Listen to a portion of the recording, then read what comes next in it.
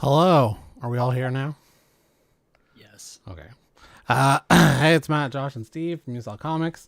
We're back this week after there's no Leaf game tonight. um, if you like hockey, you'll know that it was a very stressful time for me the last two games. They won in overtime when they really shouldn't have on Saturday, and then felt like it was going to be a disaster last night, and they made a miracle comeback with 10 minutes left and won in Yeah. overtime. I think I heard them from all the way at my house. Oh, at Nathan Phillips Square? Yeah. Yeah, Well, my house I is imagine it there, got but pretty loud. from there across the city, but it was insane. Yeah. I saw the video. It was nuts. So they're up 3-1. They need to win one more, so they obviously won't because that's just being a Leaf fan. Is they'll lose 3 games in a row now. Yeah. Yeah. Okay. So, new ad copy today. Selling comics, buying comics. Yousellcomics is your new comic book marketplace where you can do both. Sign up to sell for as low as $5.99 a month with no commission or 5% pay when you sell. Sell comics, omnis, slabs, and more. Buy, collect, sell at yousellcomics.com. We'll talk about some crazy books that went up on the site from a new vendor this week. I'll show some stuff I bought at the con last week that Josh came with us to attend and help with the crowd, such as it was, and some cool pictures we put up that Josh took from cosplay. There was a Captain America. There was a Groot that was like 8 feet tall. That was really cool. The Groot was cool. Yeah, the Groot was sick. Some creepy crows. Couple that was in were good. crows costumes. I think they were from Dungeons and Dragons. Oh, sorry, my cats. Anyway, I think they said Dungeons and Dragons. Oh, really? Oh. Yeah, I'm not sure. I have to check. Yeah, and then we'll talk about what books we're reading. If we're reading books this week, Steve said he's on to something else after. You're done with Champions, yes? And you're on to something new? Kind of, yeah. Kind of, okay. Okay, so not a ton of news this week. Some Marvel stuff, some Comixology stuff. Something about Peter David's health, which is unfortunate, and Kraven the Hunter news, and there was a new Flash trailer today, if anyone saw that. Yeah. Okay, so Comixology, which was purchased by Amazon 2 years ago, I want to say. It was the digital marketplace to get comics. Kind of two stories about about Comixology this week, and about them losing business. The first one is Marvel announced today, which isn't today, it was on April 19th, that its Comixology operated Marvel Comics app is shutting down this June. Fortunately, comic fans who bought issues in the app can access them in the company's self-operated Marvel Unlimited app. The shutdown comes several months after layoffs at Amazon. Oh, sorry, I guess Amazon bought Comixology in 2014. I only thought it was 2 years ago. Reportedly hit the comic storefront especially hard. The Marvel Comics app will shut down on June 2nd, exactly 1 month before that. May 2nd is the cutoff date for new purchases in the old app. Any purchases made up to that date will transfer to Marvel Unlimited. Android users who bought digital comics through Comixology Marvel Comics app have an effortless transition, doing nothing, and your comics should appear in Marvel Unlimited. But iOS users have a few extra steps. You'll first need to open the Comixology Marvel Comics app on your iPad or iPhone. Then follow Marvel's instructions to link to a Marvel account to the old app. After that, all your old purchases should appear in Marvel Unlimited. Do either of you use Marvel Unlimited? Steve just laughed. I am not going to be into the whole digital thing. No? No. Why would I spend $4 on a digital comic instead of $4 on Printed a one? real copy that I could actually end up selling? Well, okay. So I actually subscribe to the Marvel Unlimited app. It's like $79 a year. It's good for back issues. There's a ton, like, I don't know, a million back issues. So you can go back and read old stuff that you, I guess, wouldn't go and purchase or you'd want to not take up room in your house. They do offer new issues, but I think it's now 3 months behind for new issues. So if you're currently reading a current series, you'll have to wait 3 months if it comes out in stores, it's 3 months later or 2 months later that it comes out on the app. So I do use it. I haven't used it in a bit, so I don't know that I should renew again in August. But they also have some rights issues too, like the Conan Marvel stuff is not on there, and the Savage Avenger stuff is not on there, because they don't have digital rights to Conan. So all that, anything with Conan, even their old Marvel run, is not available on the app. So that must not allow some certain issues of like Marvel team up and stuff like that as well, right? Yep. Yeah, anything with Conan they do not have digital rights to, so anything that he's in is not on the app. Yeah, I mean that's always an additional concern to being a digital consumer. It's like at any given moment, the rights to this particular thing go bye-bye. Whereas us old dinosaurs with these paper products, they're not taking them out of my hand. Dinos. You know. Yeah, so you won't need a Marvel Unlimited subscription to access your purchases from the old app, but to entice you to buy into its service, Marvel is offering a discounted price of $5 per month with a coupon code. It's usually $10 per month or $70 for an entire year. Marvel Unlimited is like Netflix for Marvel Comics. I also did try to sign up for DC, their version of the app, and it's not available in Canada. I had to use a VPN at first to just get the app, Canada. And then they didn't like it worked for 2 weeks, and then they booted me off, and they didn't like that I was paying with PayPal with a Canadian address. So no idea why DC Unlimited Comics does not work in Canada. It seems weird because I mean they sell like I don't understand what the problem is with them not being able to sell digital comics in Canada on their own app. It's weird. Okay, so more bad news for Comixology. Two veterans of the online platform Comixology, so two guys who used to work at Comixology, are launching their own new creator-owned publisher. On Thursday, the first details were officially announced surrounding Distillery, a new comics publisher that is aiming to redefine creator-owned comics and collectibles. Distillery is a creation of Comixology co-founder and former CEO David Steinberger, as well as former Comixology head of content Chip Mosher. Both of whom have been quietly developing the project since departing Comixology in summer 2022. Distillery will offer its comics through oversized premium format single issues at comic book shops, as well as digital single issues, which will be available for purchase for up to 1 week after release.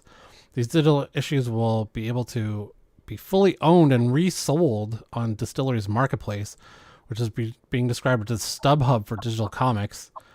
The marketplace will include special discounts, exclusive drops, meetups with the creators depending on the item.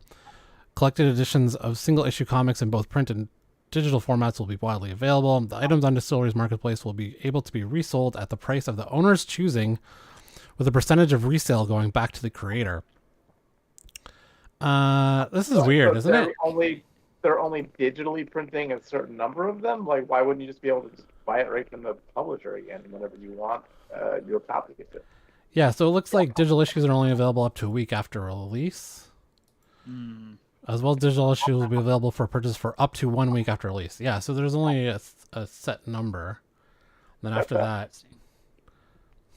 I mean, look, it's a cool idea. I don't know if it's going to take off, but it's a good way to create some hype, I guess. That's definitely an interesting way to create some hype, especially with reselling digital copies. Is this now like NFTs where I don't know. Like I wouldn't say it seems like so, right? It seems like it's based on the NFT kind of concept. I mean, I guess like I don't know. Like, but if they're printing it in stores too, then why wouldn't you rather just buy a physical copy on eBay, and the creator's still not getting a cut of reselling it if they're putting it in shops, right? They're only getting a cut of it being resold on their platform in digital form. Right. So at least and I guess. And also, I mean, so there will be some less scrupulous people. Let's say for some reason the digital copy goes for $40 on the digital platform. It's like, well, I'll just send you some scans or some PDF files for $5. Yeah. Not me personally. I'm talking about these people. Yeah. I'm not going to be buying digital comics either way. Yeah. That's interesting. It does have some big names behind it. Comic creators have historically received the short end of the stick when they create great characters or storylines for traditional publishers. Distillery is a truly creator-owned endeavor with creators co-owning the company. Their creations fuel. It just makes sense that as creators help build the brand, they receive equity. Distilleries investors include international publishing giants Kodansha USA Group, Delcourt, and its advisory board, including video game luminary John Schappert, superstar tech strategist Mike Vorhaus, and legendary producer Lorenzo di Bonaventure. Oh, he's a big name in movies, or at least he was. Kind of a wacky set of characters, no? Putting together this, like... Founding creators include Scott Snyder, Tula Latoy, James Tinian, Junko Mizuno, Ram 5, Mirko and Dolfo, Jock from Batman One Night and Witches, Brian Azzellaro.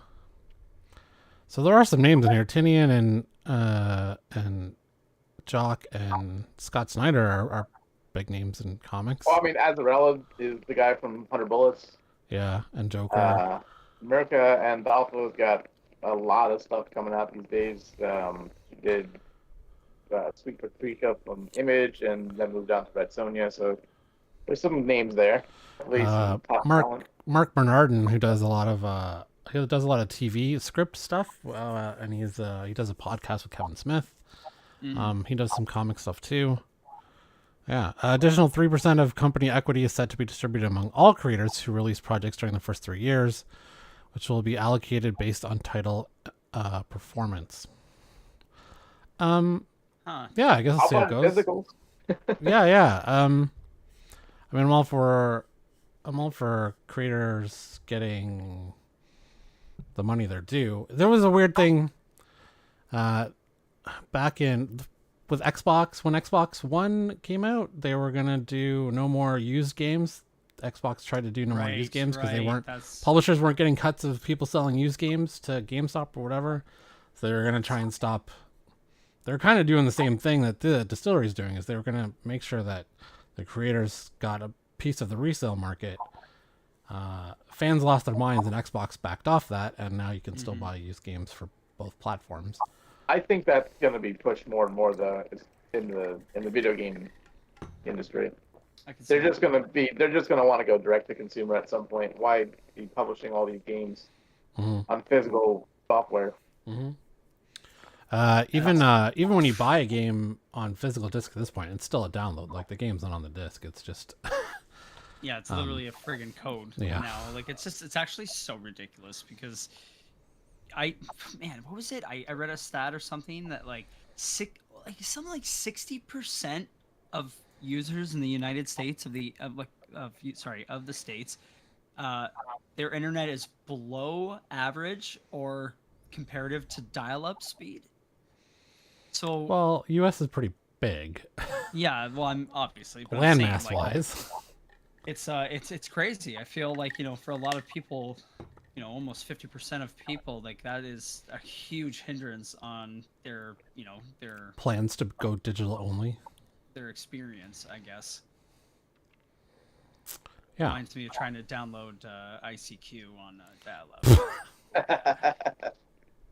Dude, what's your AIM name? Oh, man, my AIM name. Yeah, what was that?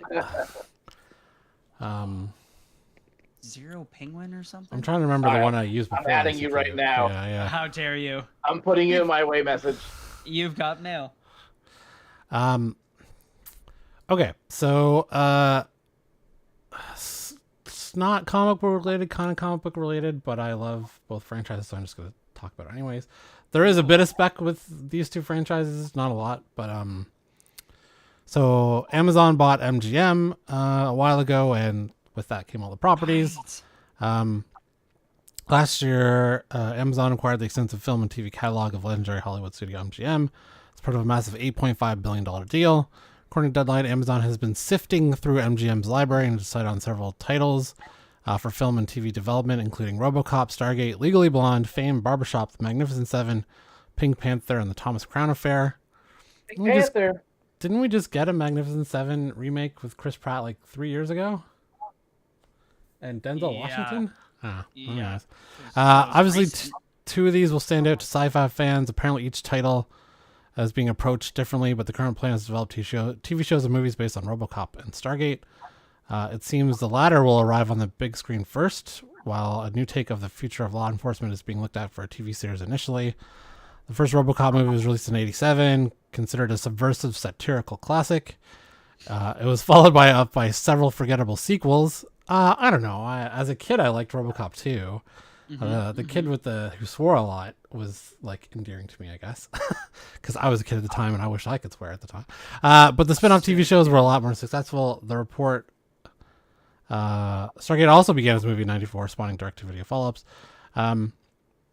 So there is not a lot of spec for Stargate. There was a movie when the movie came out. There's an adaptation for comics. Dude, there are a ton of Stargate comics. There's like So Stargate that- Atlantis and Stargate Issue 1. So that series right there, Entity came out, Mhm. but Entity ended up doing several miniseries on Stargate as well, and then Avatar got the license, and those Avatar books are really hard to find. Avatar books? Okay. Well, I'm sorry, Avatar Press is the publisher of Stargate Right. comics. And I think they have very small print runs because they're very, they usually bring a lot of money. And at the same time, actually, Avatar also was publishing RoboCop, done by Frank Miller. And I think the story is that Frank Miller wrote script to RoboCop 2, but they didn't use it, or they changed it quite a bit. So I think he ended up using that script to turn it into a RoboCop comic. Holy by macaroni. Avatar. Yeah. Gee, knowledge. Encyclopedia. So yeah, there are. Key Collector has 3 kind of keys for RoboCop. One was a magazine-sized comic adaptation in 1987. 500% increase in copies sold this week versus the previous week. High of 125. Dark Horse, I guess, did one in 1992. First Of appearance course, of had a ton of RoboCop miniseries after Marvel did the adaptations. okay. Then Dark Horse got the license. They did RoboCop versus Terminator. They have a bunch of RoboCop miniseries, and then after that, the license went to Avatar. Yeah, that's it right there. Written by Frank Miller. I'm assuming. Yeah, but so the ones from Dark Horse though have enormous print runs, so they're probably not going to be bringing a ton of money, except for maybe like the RoboCop versus Terminator, just because that's a cool concept. Yeah. And each one of those have like a standee bound inside of them that you can kind of take out and play with. Oh yeah. Yeah. Let's see if there's anything going on for Stargate. I'm a huge Stargate fan. I watched all of it, even the direct-to-video movies, the SG-1, Atlantis, Universe was not great, but yeah. So there's this one, Stargate Entity from 1996. So that series, that Entity series, each one of them has a foil variant. Oh yeah. They're kind of rare, yep. And then, like I said, Entity also had some spin-off miniseries after that. Oh, so wait. So is this one this is the same one then as the other one? That's the first miniseries. It's 4 issues. Oh, okay. And then after that, there's a couple others that Entity published. Oh, okay. I'm bringing up some of my sale data right now, actually, just to go over some cool stuff. So, like, here we go. Stargate, SG-1, 2007 Special 1E. I sold for $50. This is published by Avatar. Stargate SG-1 Eris Bach for $115. Like, if you find those books, they can get pricey depending on the variant. Stargate SG-1 Fall of Rome 2C for $296.99. Sorry, did you say $296? $296.99. Wow. Yeah. Okay. So keep an eye out in those dollar pins if you see some Stargate 1 books. Stargate SG-1 POW 1B, $45. Stargate Universe 2B, $45. Like, Stargate fans are pretty rabid, but these books I feel have really tiny print runs, and they probably didn't even know they were being published Yeah. until years later, and now they want to find them all. So that book that sold for 300 a C, how did you know to price that high, given they were low print runs, and was there a lot already like completed sales on eBay for that cover? Yeah, it's not completed sales. I don't think it even sold through eBay. Oh. I don't know. I just have a feeling for some of this stuff, and so that's sometimes a lot of my pricing on books like that are just gut feeling because there's nothing to compare it to. Yeah. And especially on some of those stuff, they flat out tell you that they have like 1,000 print run on some of those Avatar books, so they can be extremely hard to find. Okay. Yeah. Did you watch RoboCop when you were? Are you a fan of RoboCop? Anyone? No, didn't watch I it. was a fan of it. Like I was not around when it originally came out, but Do you remember the show? I remember the show too. the show barely. The show was pretty bad. I've seen the first one. I think that's about it. Yeah. He has a cool design. I do like the character design, but the movie has really no interest for me. So that director has done a couple of things that I really like. He did Starship Troopers, Paul Verhoeven. So he does like weird satirical like sci-fi stuff. Yeah. You talking about Verheiden? Did he also do Horizon? No, Paul Verheiden. Is that Verhoeven? Oh, Paul Verhoeven. I'm actually kind of interested in the Pink Panther thing there that you mentioned. yeah, that is cool. Those movies are fun. Who would you get to replace Peter Sellers? Did you see the ones with Steve Martin? Yeah, the ones with Steve Martin. Not No. that he's not gonna do it again. Come back. Yeah, Okay, where was I? he's too busy hanging out with Selena Gomez. Oh, here we go. What is that? Okay. Okay, so Jason Aaron's run of Avengers is over essentially. So they are now launching a new Avengers, and Avengers #1. Captain Marvel leads the team in epic trailer for new Marvel comic series. Next month, writer Jed MacKay and artist CF Villa launch a new run of the Avengers, and a newly released trailer offers a first look at Captain Marvel leading her team into action. First announced back in January, the new era for Earth's Mightiest Heroes. It's very nearly upon us, written by Jed MacKay and drawn by Marvel Stormbreaker artist CF Villa. The Avengers #1 arrives next month, ushering in an age ripe with grand-scale adventure, cosmic mystery, just in time for the team's milestone 60th anniversary. The new run comes complete with a fresh lineup consisting of some of the biggest icons throughout the Avengers' storied history, including Captain Marvel, Iron Man, Thor, Captain America, Black Panther, Scarlet Witch, and Vision. Today you can see the team assemble a new trailer. Under the leadership of Carol Danvers, they're ready to confront anyone and anything that dare to endanger the planet, but the cosmic significance and insurmountable stakes of their new mission threaten to take a heavy toll on even the mightiest superheroes. It doesn't really say what the big, they're going to take on anything, but they don't really give a hint of putting Captain Marvel in the big sea of the Avengers is a logical progression, to my mind, and applying the challenges of leading a team like the Avengers to a character with sensibilities of brash fighter pilot has been a lot of fun. This run will kick off a saga that sees the team embrace a new divine purpose after they're gifted with the knowledge of the tribulation events. The series of grand-scale disasters will spark upheaval throughout the known universe. Are you caught up on Avengers? Do you know what the tribulation events are? No, I don't. No. We get our first glimpse of McKay's overarching plan in December's year-ending one-shot Timeless, where the readers follow Kang in his hunt for the unattainable missing moment. Now a dangerous game is afoot, and the prize is greater than anything imaginable. Okay, New Avengers is out in 2 weeks, May 17th. So the new run starts. Jason Aaron's run went pretty long. Yeah, 5 years, man. Yeah, 60 issues. That's a long time these days for a Marvel comic to go. Which is, to me, it's excellent. Like, I think it's great when they can weave a story that long, find success, and the publisher will allow them to keep doing it. Like that's Yeah. it's a rarity, but it's nice. I mean, that's what comic books fans want, like that ongoing saga with a purpose that keeps building and building, without getting cut short and then relaunch with a new number one. Like, Yeah. I was very excited to see it get that far. I'm excited to go and read through it now.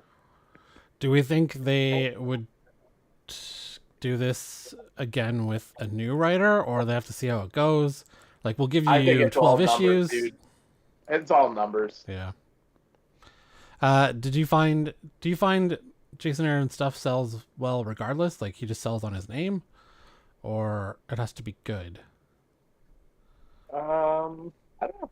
I don't know enough about correlating Do you sales. find a writer will sell a lot his first, like, if it's a well-known writer, people will just buy it because it's him and not who he's doing? I don't know about that, but I mean, definitely people follow creators. Mhm. I don't know if there's a mass number that will just always follow a specific creator. But when I look at specific sales, like, there's a lot of times you can see, like, oh, this guy's just buying it for Scotty Young art, Right. or for Bill Sienkiewicz, or Sam Keith. Like, there are a lot of people that will follow specific creators, and I can see that in their orders because there's multiple books and they all have themes. Do you find there's a drop off when a writer leaves an issue and it's more about the writer than the team he was doing or the character he was doing, or she? You're saying like a fill-in issue? No, like, so when Tinian was writing Batman, was it people when Tinian left? Did Batman sales drop because Tinian's gone, or did Batman sales say, like, you know what I mean? I feel like Batman sales did excellent when Chip took it over. Yeah, yeah, But yeah, I mean, yeah. that's just, maybe that's just a one-off. But it all depends on who's the next writer, who's the next Yeah. creative team. Yeah. Okay, so we'll do keys of the week and marketplace. Ooh. Keys of the week, your top 10. Okay, so marketplace this week. Do we want to talk about the? There is a lot of Star Wars in here already. Do we want to talk about Nice. the Star Wars? So Steve and I were just talking about Star Wars before the stream started. There's a Star Wars Adventure, the High Republic Adventures, Quest of the Jedi #1, which is a one-shot that just came out today, by Claudia Gray. It has a bunch of first appearances in it, and it even before it went on sale, it had already exploded on eBay for lots of different varying prices. If we look at it now, Star Wars, Yeah, I mean, technically the book doesn't even launch until tomorrow. yeah. Public Quest. Oh, I spelled it wrong. Quest of the Jedi. Okay, so $54, $46, $121 for what do you call it? Trade? Not a trade. It's one of those 1 in 1,500, but it's for like it's unknown comic book or Exclusive, story exclusive. Yeah, exclusive. 135 for A and B, 81 for 2 copies A and B. Apparently, they already have it at a 9.8 from CGC. They're selling for $270. That's crazy. How is that possible? $60, $37. So this kind of spec isn't really sustainable, right? Like, I know Star Wars can get hot and cold. DC, I don't feel like DC has really had zero spec even with the movies in the last 10 years because no one knows really where they're going and what they're doing. So it's When Gunn put out his roadmap, a lot of that stuff popped. Yeah. like well, I guess Creature Commandos and Yeah, and he specified certain issues of Supergirl that he was like focusing on, so like those popped off too. but before Gunn announced, like with the Snyderverse, was there really a lot of spec every time they announced? I guess maybe Dark Knight Returns when he announced Batman vs Superman. It's also hard with DC because it's like oh, they're gonna be a Batman movie. Let me go buy all this Yeah, stuff yeah, here. yeah. They You know what I don't. mean? Like those books are they're already worth a crazy amount of money. And you're not just finding them locally. Those characters have been around for so long, and those books are already very expensive.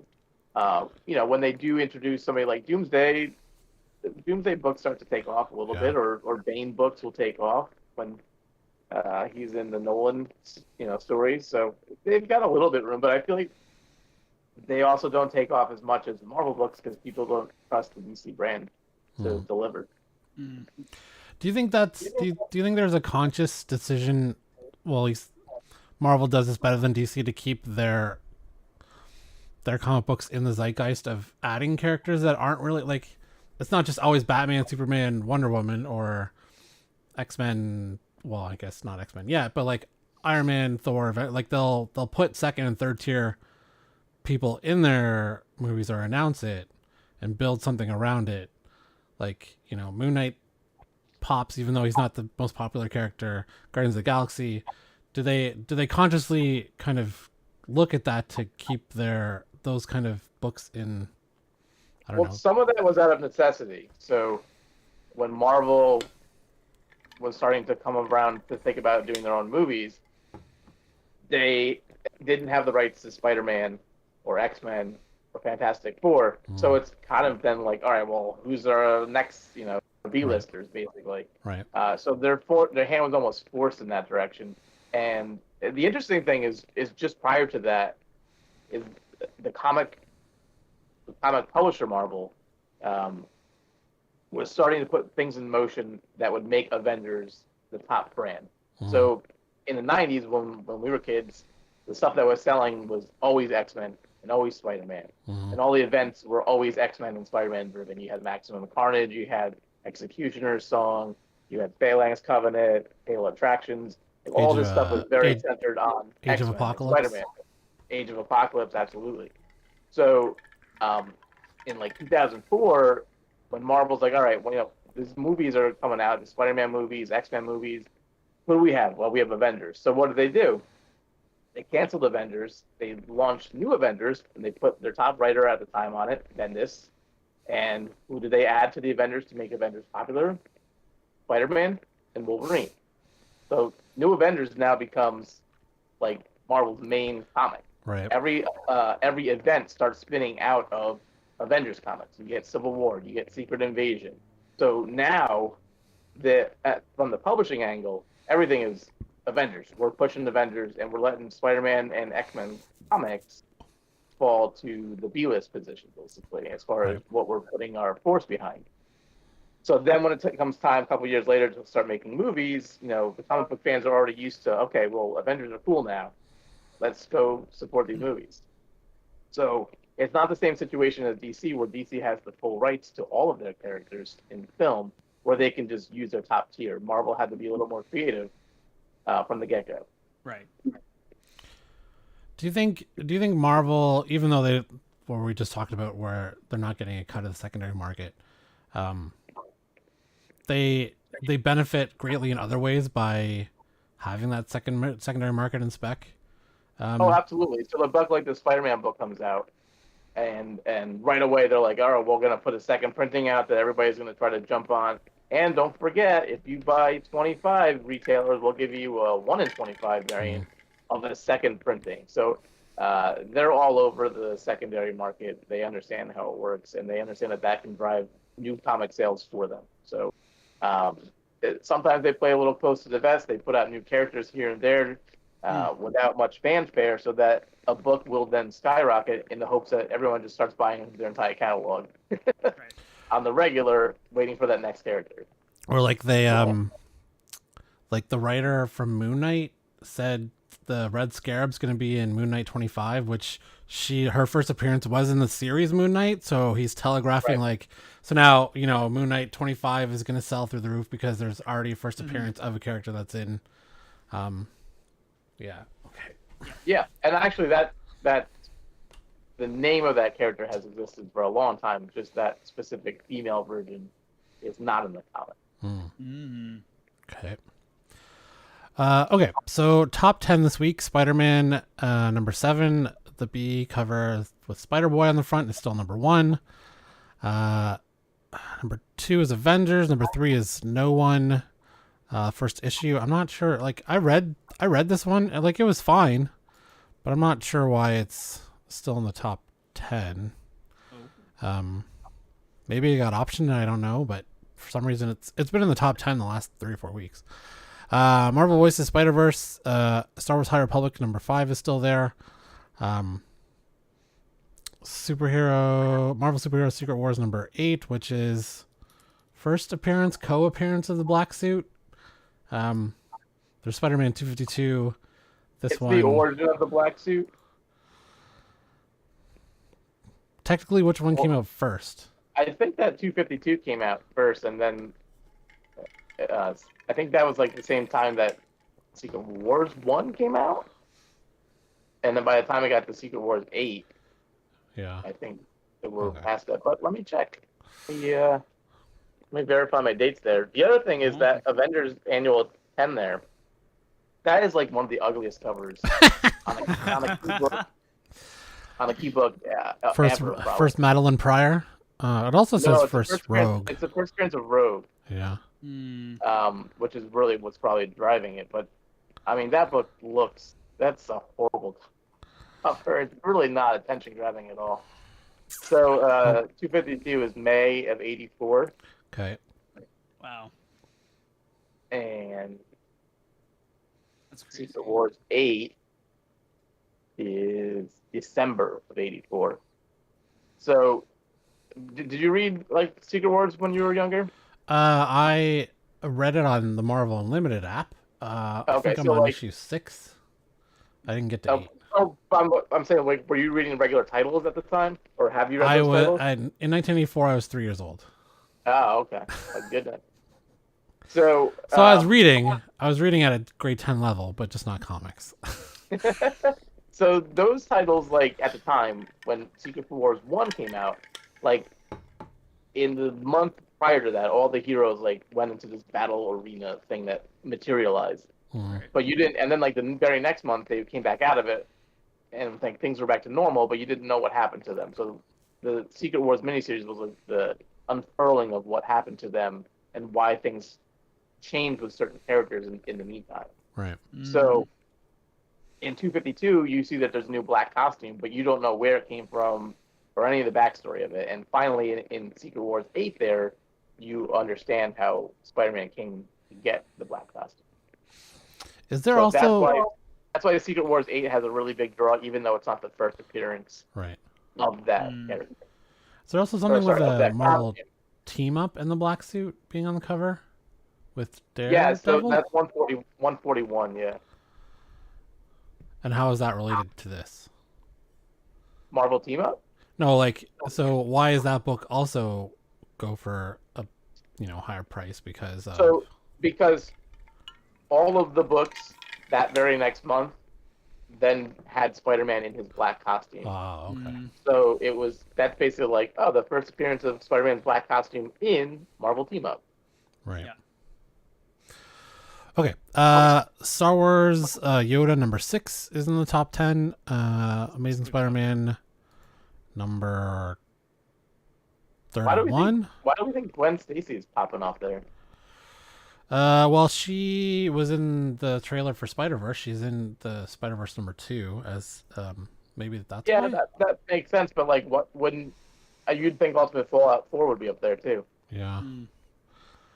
A very good minus is $300. Wow. CGC 4.0 $400. 2.5 $280.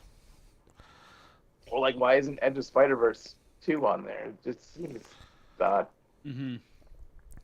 Doctor Strange is now in the top 10, number 12. So that's the first appearance of a character that's supposed to be in the Agatha TV show. Lila, Queen of the Gypsies. Oh, you gotta be careful with gypsies. Queen of the Gypsies. And World Tree number 1. Is this the misprint that's in the top 10 or just the redone? That looks like the misprint. So I looked up what the misprint was. It just seemed to be like a darker print on some of the pages. Doesn't Yeah, it the coloring is off. seems like an expensive mistake for a little bit darker pages. Yeah, but I think it's a top creator that you kind of don't want to rub the wrong way or rub their fans the wrong way. Did you send yours? Did you get this copy? Yeah, I got both. Did you send it back? No, I'm not exactly sure what I'm supposed to do with it. Oh, did they not send out a thing like, hey, either destroy it or send it back? I might have. I got to ask my team, but it hasn't popped up into my database yet, so I can't even list it yet. Okay. So that is in the World Trades in the top 10. From what I've seen, at least on some subreddits, apparently it's a really good first issue of the story. So, yeah. Okay, so keys of the week in stores today and tomorrow. Teenage Mutant Ninja Turtles: The Last Ronin, The Lost Cruise #3 variant, which is, I guess, just purple. Oh, it's a wraparound Eastman variant. Oh, so it looks like this. So this is the wraparound. Okay. So Eastman does all the B covers on that. On The Last Ronin. Yeah. Okay. Star Wars, which we talked about, High Republic Avengers: Quest of the Jedi. So it includes first appearance of Barnabas Vim, first appearance of Vix Phonic, first appearance of Master Zin, first appearance of Aslan Rel, first mention of Darth Ravi. Key of the week from drunkwookie.com. Oh, this only says Do 6. those names like stick out to you? Like when you rattle off Star Wars characters' names, it's like it goes in one ear and out the other for me. I don't know if it happens like that with you. Sometimes. These will, because of, well, one, I haven't read the book, and two, like, these are brand new characters Claudia Gray just created, so they're not in. So this is the first issue of them being in canon because they're new characters. There are novels that have where I read those characters first, like Bel Zettifar and some other stuff, but then they show up in High Adventures later in comics, so that I kind of get to recognize, but like until I read it and then see them again somewhere else, whether it's in a novel or other issue, I don't remember any of the names. To me they're so hard, but when I read a Spider-Man comic, it's like Scorpion, Chameleon, Green Goblin. Like those are really easy to remember. Well, it's in a galaxy far, far away. They just have different naming schemes for. Yeah. Fix. Okay. They must, like, honestly, Lucasfilm must have like a Star Wars name generator that just the creators just put I want at least 3 vowels in this, spit out a name, and It's in the Star Wars AI database now. like all the RPGs at this point have like a name generator. They just give you random names for that like setting of that world that they're in. Yeah. So I'm sure Star Wars does the same at this point. Of course. World Tree #1, which we just talked about, in 1999, a group of friends begin to explore the Undernet, a secret architecture beneath the internet, but they lost control and unleash unimaginable horrors. Darkland #1, in the 24th century, a young girl stalked by a notorious bounty hunter finds haven in an abandoned mall located somewhere in the remnants of America. Darkstalkers Felicia #1, solo series featuring Felicia from the Darkstalkers arcade game. I don't know that arcade game. Do you, Josh? Yeah, unfortunately, It's a fighter. I do not. It's a fighting game. It's like a Capcom type of thing. Oh, is it? Okay. Oh, okay. Deep Cuts #1, in 1917, New Orleans, the city's bustling red light district. A young clarinet player lands a job with his hero, but he'll soon discover there's more to the music business than playing the right notes. Unstoppable Doom Patrol #2, first appearance of the Worm, a member of Doom Patrol. Alien #1 is getting launched again for the third Alien series. That Doom Patrol book has a glow-in-the-dark variant. Dope. I love glow-in-the-dark covers. That's cool. That's not it. That's not it. It's Okay. not that one, but that's a cool cover too. That one's sick. DC has a really excellent line of variants. Mm. I think that DC does a lot more cardstock variants. Yeah, they're than cardstock variants. They get Marvel some does. top-notch creators on there, and they Yeah. look really nice. Alien number 1, a premiere share of the third Alien series where scientists discover an unknown organism on an icy moon. Marvel Tales. That is a really cool cover, that Aliens book. It's so cool looking. Yeah, it is cool. I've enjoyed both Alien and Predator since Marvel took it over. I'm behind on Alien, but the first series of the relaunch was really good. I know there's an Alien TV series coming from Noah Hawley, who did Legion. Not sure if it's going to be based on any of the comics, but we'll see. Marvel Tales Miracle Man number 1, 120-page one-shot of classic Miracle Man stories. Wow. Sins of Sinister. Are they going to be Alan Moore stories? No, I don't. Is Marvel even allowed to do that anymore? Or will Alan Yeah, Moore they can publish them. He's asked them not to credit him as the writer. Oh, so then he doesn't want the paycheck either, I guess, or the royalties. I don't know. Not sure. As much as I have his Swamp Thing run and it's great, and I guess I just don't get why he gets so angry at the adaptations that he signs off on. I get League of Extraordinary Gentlemen was terrible, and I'm sure he should be mad at that one. But I mean, what are some of the other V for Vendetta? The movie was really good. Yeah, Watchmen was well done too. Yeah. Eva, did you watch the TV series Watchmen? No, but that's not quite an adaptation. That's kind of just taking those characters and running with them. That that was very good too. But very. Yeah, I don't know why he gets so mad. Sins of Sinister Dominion number 1, Sins of Sinister year 1000 timeline conclusion, and Star Wars Darth Vader Black, White, and Red number 1. It's a super sick cover. There are some very cool and expensive variants of this coming out. This is the 1 in 100. Oh. Which Steve has no interest in it whatsoever. But the black. John. It's not. Is that Alex Ross? Looks nice. It's pretty looking. Yeah, I like the black, white, and red stories. Wolverine had some good ones. The Elektra had some good ones. I'm not sure I ever finished the Moon Knight ones, but the Deadpool ones were good too. So yeah, that's cool. Okay, so those are your keys of the week in stores today and tomorrow. Probably not the probably not the Star Wars. That's sold out everywhere unless you want to pay big bucks. Let's talk about some books that got posted on Yousellcomics by a new vendor. If you have some spare change in your pocket, Josh, Hulk 181, first appearance of Wolverine in a 9.4, was listed this week at $42,500. Nice. He also put up Amazing Spider-Man 129 First Punisher in a 5.5 for $22.50, and Uncanny X-Men 94, new X-Men team Sunfire quits, second appearance of Storm, Nightcrawler, and Colossus, Thunderbird, Angel, Marvel, Girl, and Iceman resign.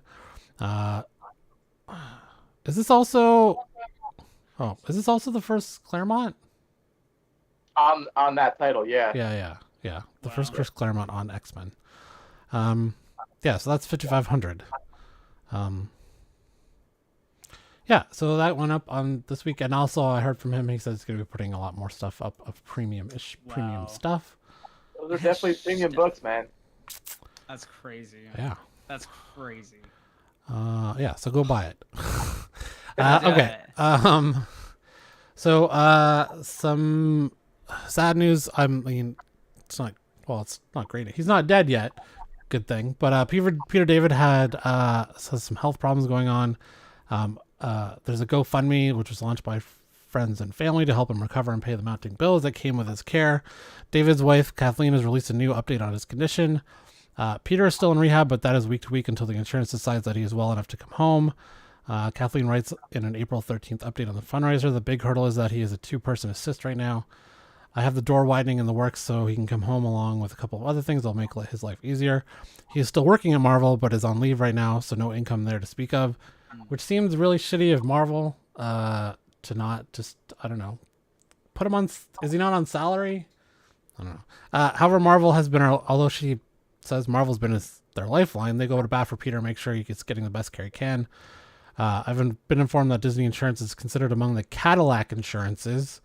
They check in on him and make sure I'm doing okay. She adds, the only thing that saved us from being homeless and hopeless is each of you. Peter cried when he heard what all of you have done. So I'll list the GoFundMe page and the Patreons in the description and the chat.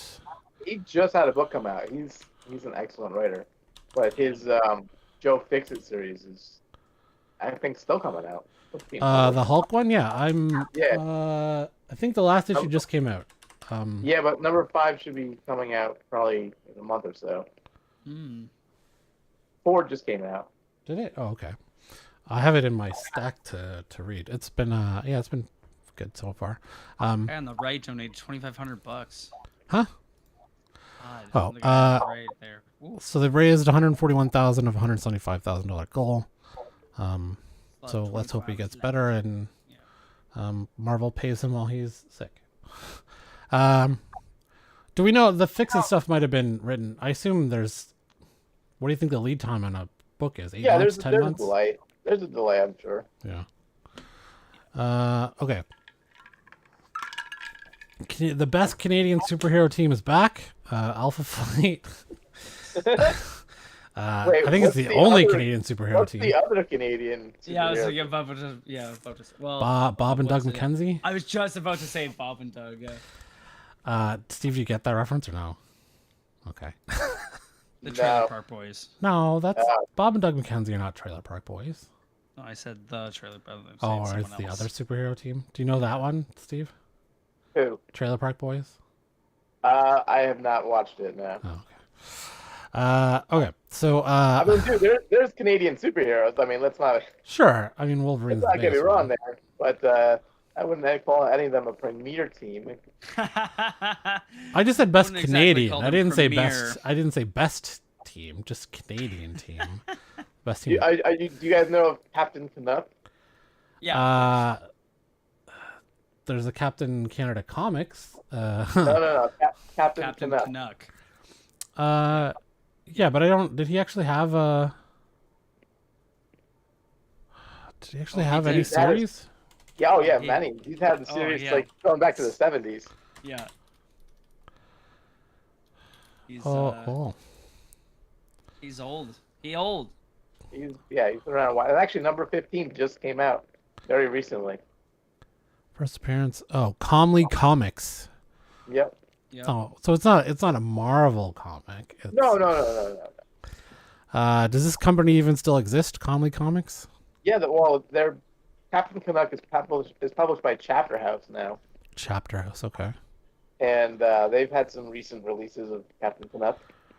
Oh, there was a proposed film at one point in 2011. Okay, see, this is what, like, I could have swore they did something, and they did a TV series. Well, there's a web series. Actually, they have some photo covers in the recent Captain Canuck series. They have some photo variants. In 2015, there was a Captain Canuck Zero issue released on Free Comic Day. Chapter House Comics new preceded. Oh, first available issue on Chapter House came out in 2015. Okay. Have you read all of the Captain Canuck? Is it?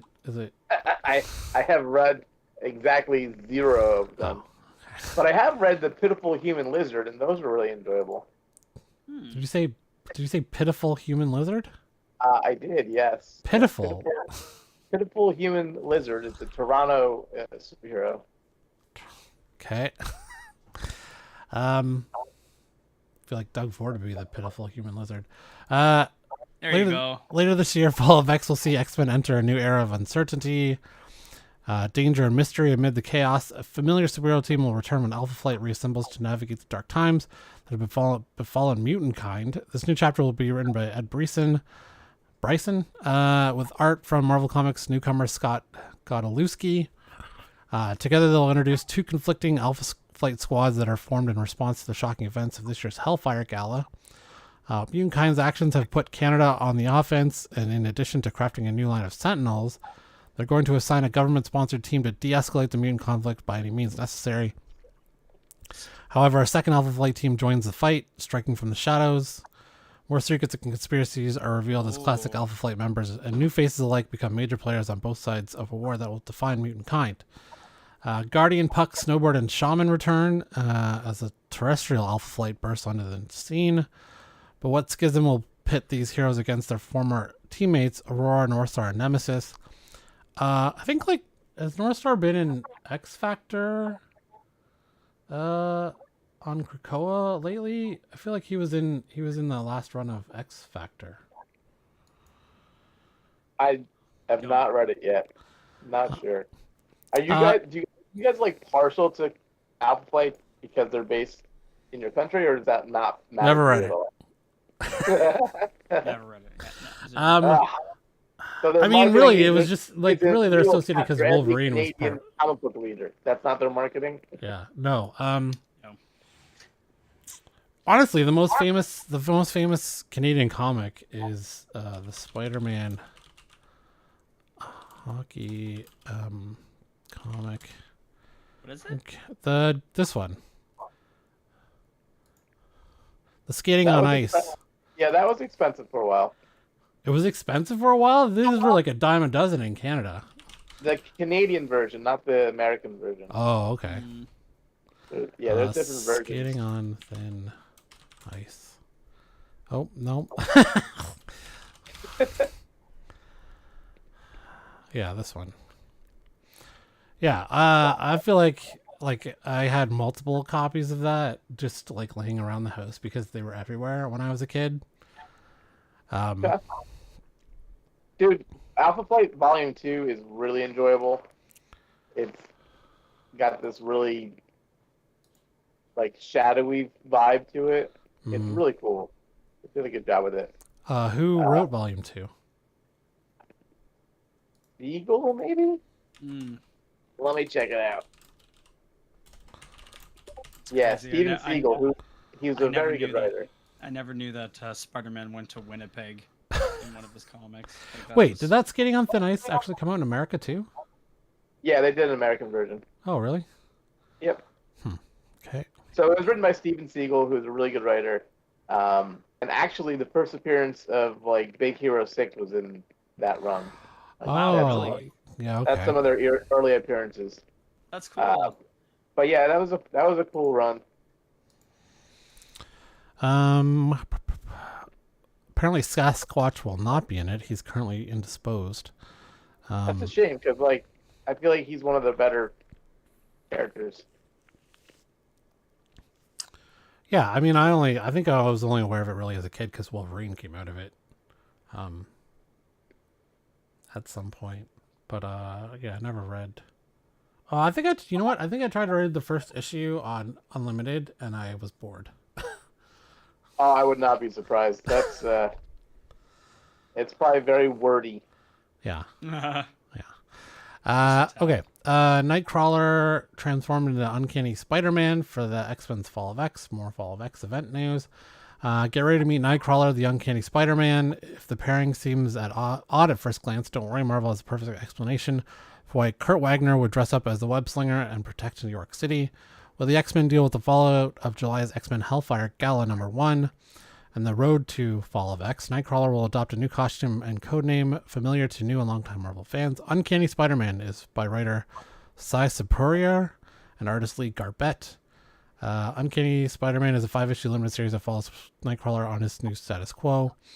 So that's the first. Yeah, like what? Like first cover. Spider-Man with a tail. I mean, you said Nightcrawler is one of your favorite heroes, yes? I do enjoy Nightcrawler. This just kind of seems like a sad way to get people to buy a Nightcrawler comic. So it's a 5-issue limited series on sale September 6th, or July 9th, depending on which way they do the month and year. Well, if I guess Hellfire Gala is in July, where was that? Followed of July's X-Men Hellfire Gala #1. So I assume that's also in July. Nice. Yeah, so Nightcrawler is now Spider-Man. Oh, it's so silly. when you say it out So loud. last thing before I show off what I bought at the con and we talk about what we're reading. CinemaCon is going on right now in America. They're showing footage from movies, including The Flash and Kraven the Hunter. Do we care about this movie? Does anyone care about this movie? I mean, Yeah. not overly. No, I don't know why they're bothering, but here we are. So tagline is "No one survives the hunt." The first footage from Kraven the Hunter just screened at CinemaCon begins with the title character biting a guy's nose off. Yes, as he was introducing the teaser, star Aaron Taylor Johnson made the surprising announcement that Kraven will be Sony Pictures' first R-rated Marvel movie. The kick-ass star went on to note that Kraven will be a Marvel movie grounded heavily in the real world. We know that he is a fierce hunter and highly trained killer. The rest of the promo sees Kraven in his signature fur vest from the comics facing off against a caravan of poachers who he makes quick and very violent work of. We also get a glimpse of Russell Crowe as the Russian father of Taylor Johnson's Sergei Kravenov. And right at the end, it's revealed the new take on the Spider-Man villain, the Rhino, will be introduced in the movie. That's to me the most interesting part. That Rhino is going to be in the movie? What's Rhino gonna look like? Yeah, the last time they did Rhino, it didn't look great. But, I mean, it was Paul Giamatti in that weird robotic suit, Yeah. right? Yeah, it was like Wasn't- Transformers. Is that basically. Amazing Yeah, Spider-Man 2 he was in? Yes. Yeah. I don't know. I don't know why they're making this movie. I was just trying to see if there was a leak. A leak? Yeah, like a leak of them showing any of the footage. Oh. No, CinemaCon's for mostly for theater owners who go to see, like, they pump up theater owners to, like, promote stuff going out. So I don't think there's going to be any fans at it to, like, screen with their phones. So you say you don't know why they're making the movie, but I mean, you know why? Are you just saying you don't know why they're picking this specific character from the Spider-Man universe? Well, it kind of seems pointless to do a Kraven without a Spider-Man, doesn't it? Like, I mean, theoretically, all of these are characters that could possibly stand alone in their own given story. Yeah. Kraven has enough of a story on his own to. I mean, I don't know if he does right now, but are they gonna make it? Yeah, I'm guessing so. Well, It's so definitely doable. I don't know why they wouldn't go with like a more top tier character. Like they own the rights to Black Cat, I'm sure. So yeah. why not put Black Cat out there? Well, they also picked Morbius too, right? As like. True. Dude, Morbius has had more comics published than Black Cat has. Morbin be Morbin. So out of the ones that Marvel will, well, I guess it's kind of hard to figure out the relationship between Sony and Marvel because Sony owns a bunch. Like what's in the deal of we can use Spider-Man, but we don't want you to touch these other characters because we have plans for them in Marvel movies. But so you can have Kraven. Like, does Marvel say we have no plans for Kraven? We have no plans for this No, character. I don't think it works like that. I think it works like Sony owns the rights to make a Spider-Man movie. Yeah. And to make a movie out of any character who first appeared in a Spider-Man book or who is associated with Spider-Man. Now, one character that kind of escapes that is Kingpin because even though he first appeared in Spider-Man, he's extremely heavily part of the Daredevil mythos. So he's a character I think that Sony and Marvel can both use because of that. But Black Cat, on the other hand, you'd have a hard time saying that Black Cat is not mostly a Spider-Man character. Well, I mean, we just saw that on Yousellcomics they were launching ASM 120 or selling ASM 29 first appearance of Punisher, which also was in Spider-Man, right? Right, but that's a whole character who's had 400 of his own issues. Right. That he's definitely established as his own separate thing. Right. So you think it's Marvel's okay to use a character that's been established as its own character through the years and not just in Spider-Man only? Is that you think the way it works? What do you mean? Well, so You said Black Cat hasn't had a lot of issues on her own, but the Punisher has, and he's an established character. Same with Kingpin. Right. He's more associated with Daredevil than Spider-Man, so they're okay using him and Punisher without Sony. But Black Cat, no, because she's not really associated with anyone else besides Spider-Man. Right. So it's not really like, I guess, because even though Venom's had his own series a number of times, and Carnage has had his own series a number of times. I think Venom was specified as being part of the deal initially, though, too. Oh, like, okay. Mm. Hmm. Okay, gotcha. Did you watch Venom and Morbius? Yeah. Yeah, Morbius was good until...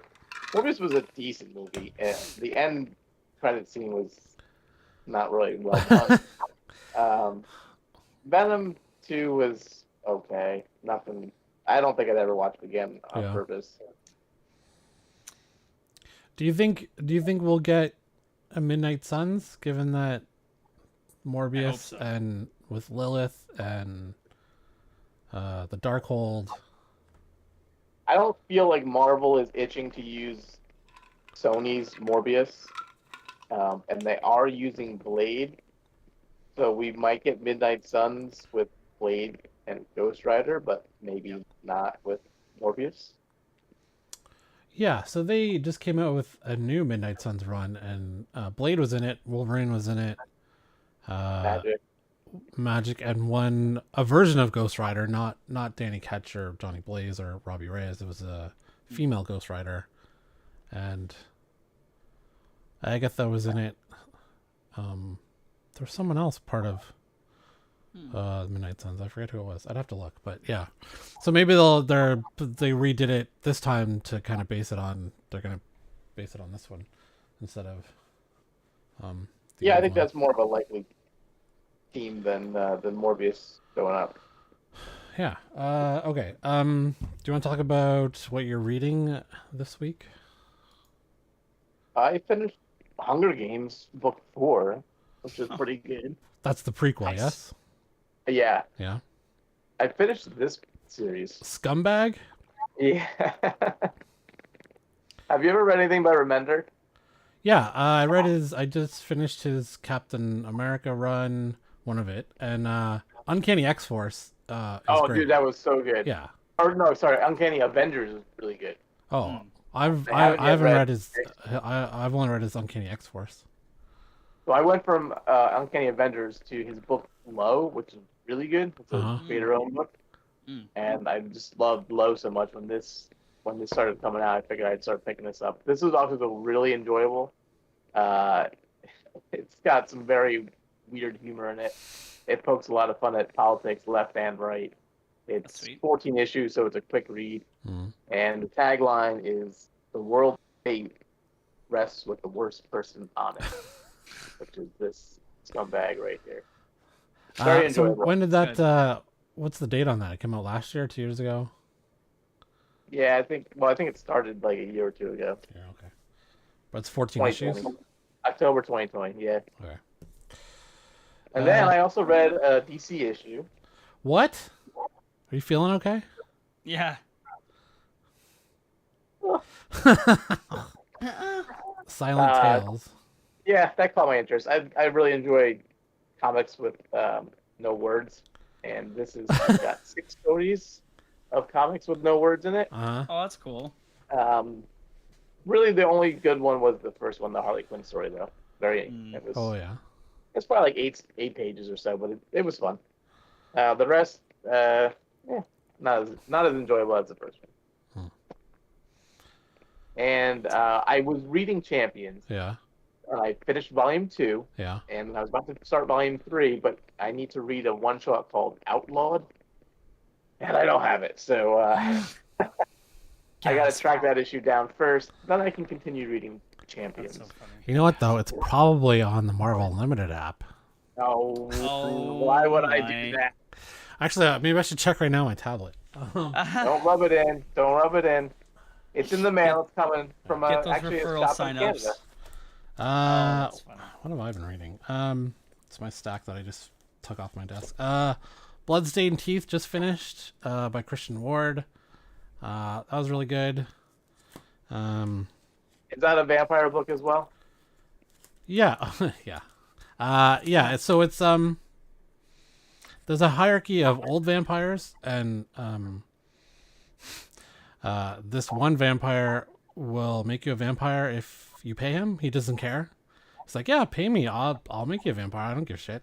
And the old guard doesn't like that. So they're like, either you go around and kill all of the sips that you made, or we're gonna kill you.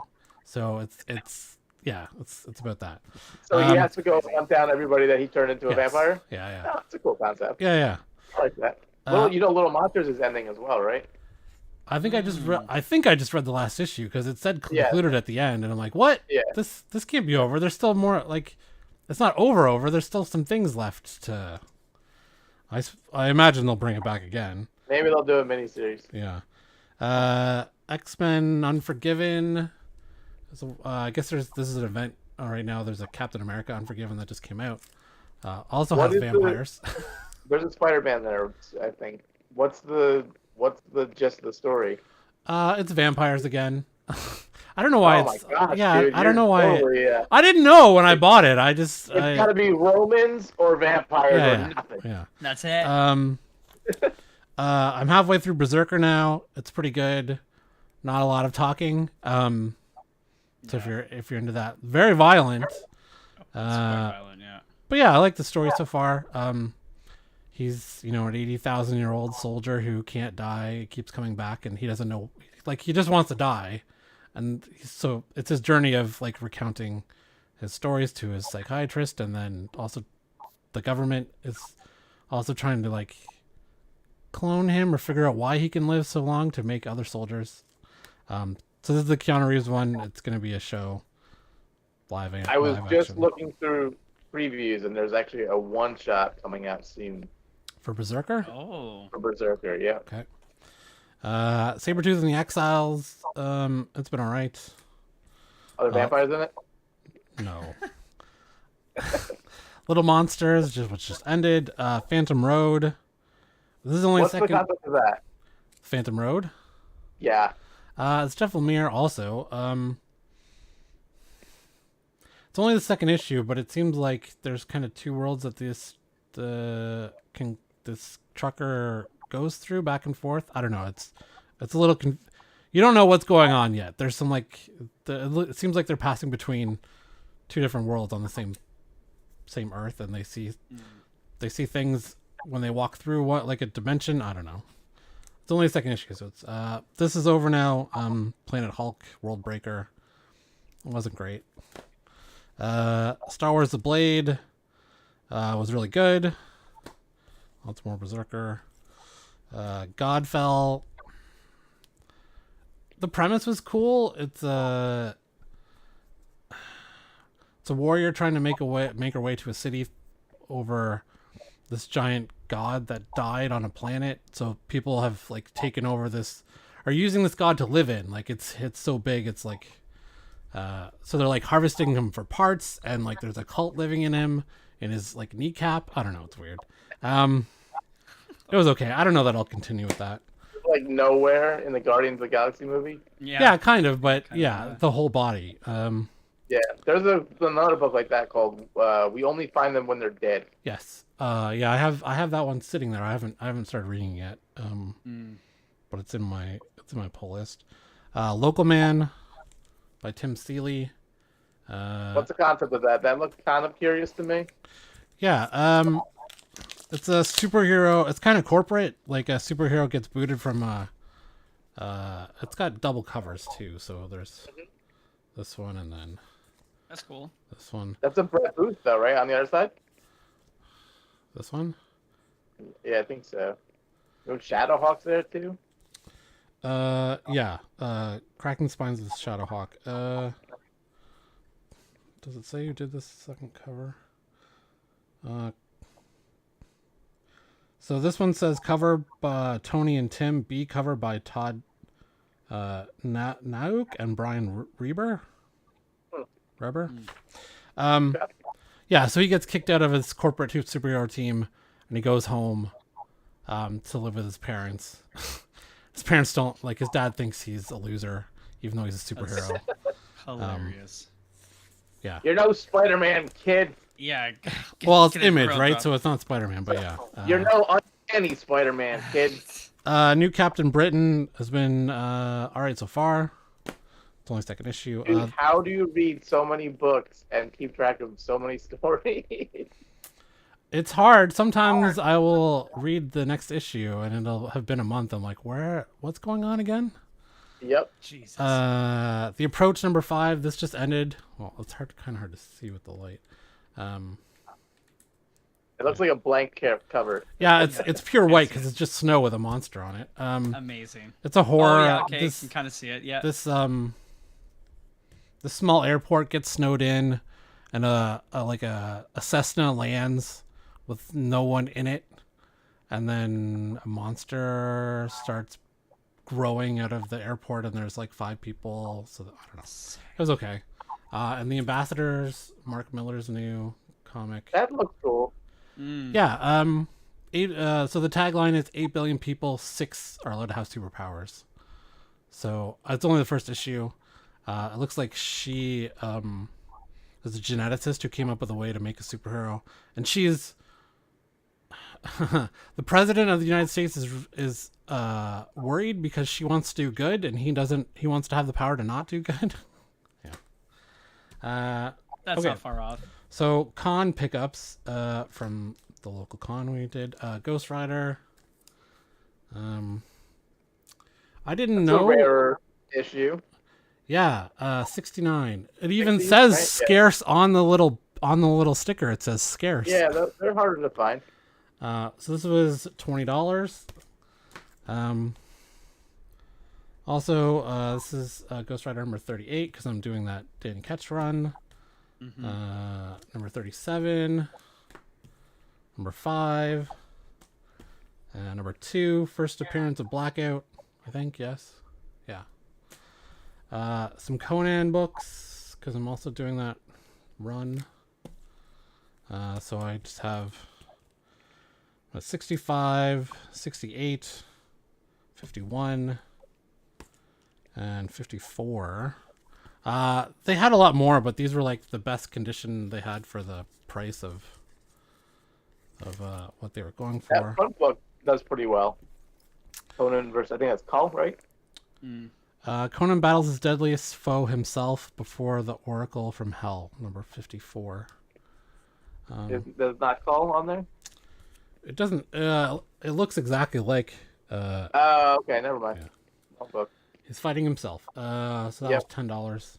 Although he had, so this vendor had like the weirdest, like signs for discounts. It was like everything's 20% off unless it has this little mark, which is not 20% off. And then you went through almost every book and it had this mark, so it wasn't 20% off. And then when I got to the counter with the guy, he counts it all up and he's like, okay, it's this much. And I'm like, oh, I got to go back. Because I had no idea how to calculate it with all the little different marks he had. So I'm like, oh, I'll be back. I got to get $20 more. He's like, how much you got on you? I said this. He's like, I'll just take that.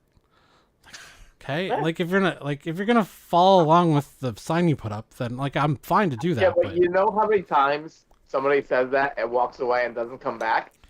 Oh, that they'll be back with $20 or whatever. Yeah. Yeah. Oh, I didn't know it would be that much. So maybe I need to get more money, and then just leaves. Now that dude stuck having to put those comics back in the spot, and it's like I'd rather just take $100 and. I should do that more often then as a tactic, I guess. Oh, did I leak some inner secret? Yeah. Information. Yeah. Some Detective Comics because I'm trying to do that run as far back as I can afford it. Isn't that the first ventriloquist? Early ventriloquist? Detective Comics 642. It says the Return of Scarface Part 2. It was $6, so I don't know. I was just in good condition and it was cheaper. So Nice. Detective Comics 631. This guy claims near mint, but it's not. No, it's not This, the first you know what? appearance The of- local That was the local comic book shy guy who has a shop said he bought a really expensive book from this vendor once. And it was marked as like very good, but then when he pulled it out, the back cover was missing. So he went back to him. He was like, "You just ripped me off. Like this has no back cover." So yeah, but the front cover was in very good. yeah. Super good. Detective Comics 11 out of 629, 625, 666. Mark of the Beast. That's always a very imposing cover there. Nice. With Bane on it, yeah. Yeah, This one was only $2. nice. Wow. Yeah. So you said I should just read Excalibur, so I'm like, I might as well just start that run. Yeah, go for it, man. Did you read any of them yet? No, it's only 2025, so this is the first two Oh, I okay. bought, so I have to. Gotcha. And then there was a bunch of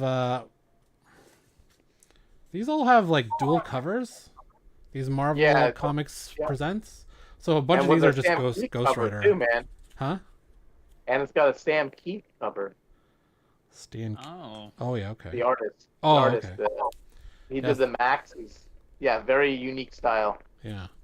Yeah, so there were a bunch of Ghost Rider ones and they were like 50 cents each, so I just like, oh, I'll grab those. Nice. Those are cool. This is another one. On the other side, is Wolverine. Yes. Oh yeah. And this is also That's 100, crazy. so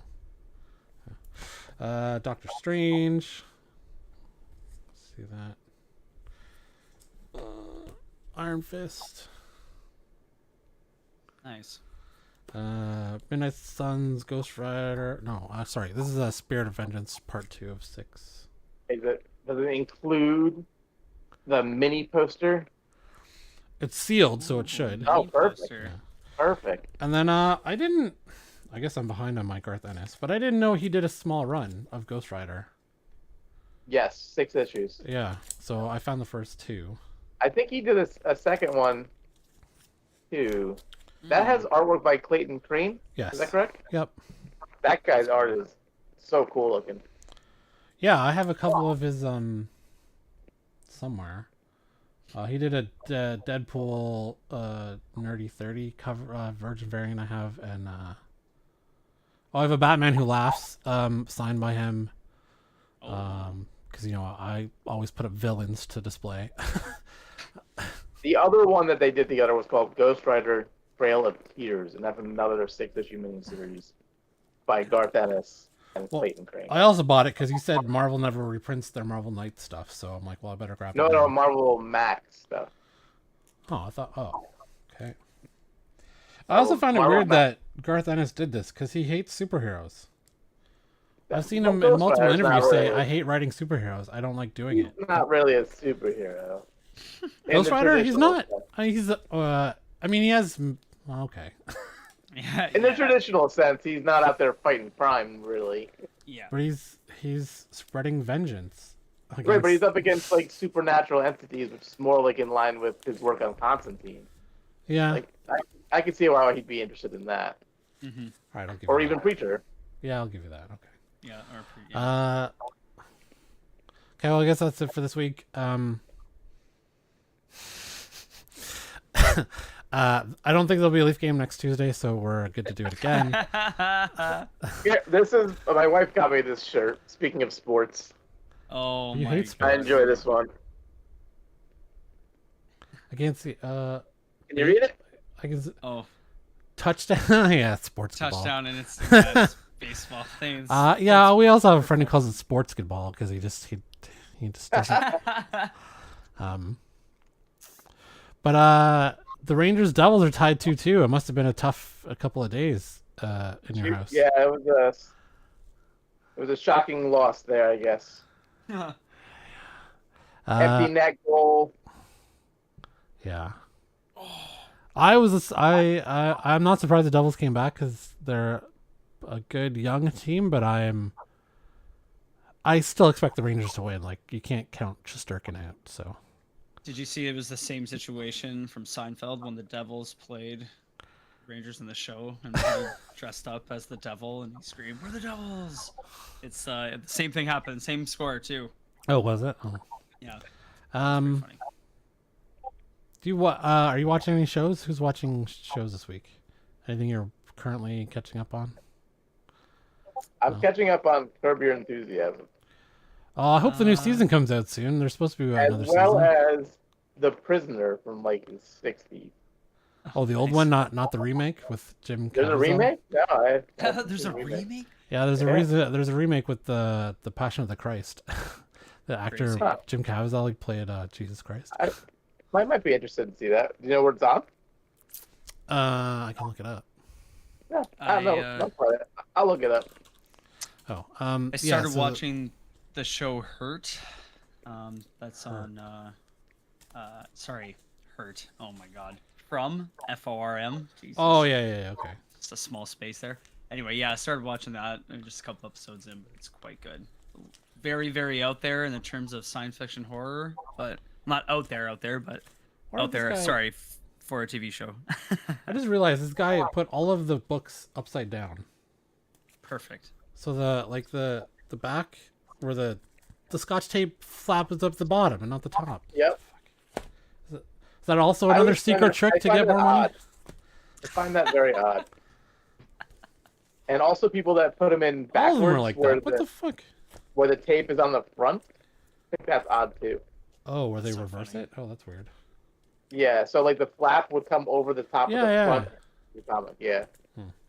I find that weird. Are you a Scotch tape guy or like a painter's tape to like seal your books? No, I do Scotch tape. Oh. Okay. Um, Nice. what Star Wars just finished? Oh, Amanda. Oh, you won't. Steve won't be interested in this. You can probably leave now. But Amanda season 3, episode 8 just finished last week. Season finale. So after an up and down kind of season of quality, it was phenomenal. Yeah, it was good. I enjoyed it a lot. Wait, sorry. very So, excited what about did you guys think about the other episode, though? Like, Lizzo To and Jack me- Black episode. yes, didn't that like take you right out of it? So I mean, for I me, tried I it. didn't know who Lizzo was, so I didn't find out till afterwards that she's like a giant star. No idea. I knew who Jack Black was, and I'm fine with Jack Black. I like Jack Black, but I had no idea who Lizzo was, so it didn't affect me. So funny. I also didn't mind like the detective show of the week Mm-hmm. That was also episode of like we're gonna go find out why these droids are doing it. I was fine with that. You know what else ended this week that was amazing? I don't know if you like any kind of sci-fi, Steve, but Star Trek Picard. Do you like Star Trek there we TNG, like Next Generation? No? Okay. Yeah. It's finding it so hard to talk about things. Just go back to Marvel, dude. So the first 2 seasons of Picard weren't great, but season 3, they had a different showrunner, a different writer, and it was for a TNG fan, it's everything you could have wanted in Yeah. a show that That's what I- came back. Oh, That's what dude, I heard. my dad is like super stoked about it. He was telling me all about it. Yeah, he's, it was- he's like, they brought this character in and this character. Those character names stick out a little bit more than Star Wars characters. do. Yeah. Okay, so appreciate everyone, and we'll be back next week. Thanks.